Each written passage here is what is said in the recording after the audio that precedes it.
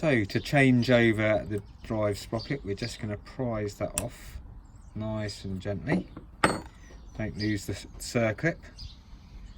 Pop that off, pop that on, and then taking a hold of your circuit again. It's quite hard to balance it there.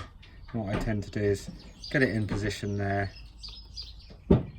and then just fire it off into the distance. I jest. So now that's your quarter pitch drive sprocket fitted. And your next stage is going to be fitting your Panther bar. So this is just going to be a standard thing to do. So now he's lined up there. So now all we're going to do is we need to wind the tensioner back.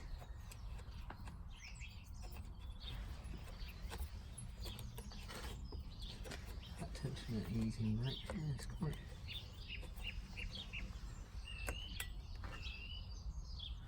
That's definitely doing it. Oh, we've got a long way to go on that. Let's make sure.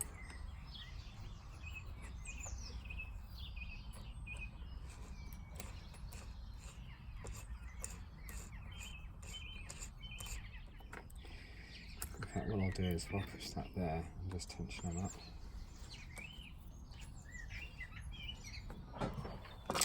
So. I mean, that's great to have. I love it when the tensioner is built into the saw. I can't stand when the brake band's fitted into here.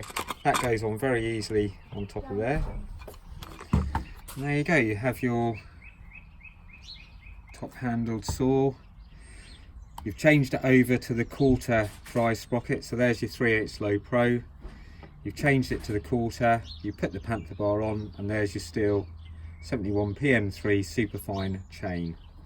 On there. Job's a good one.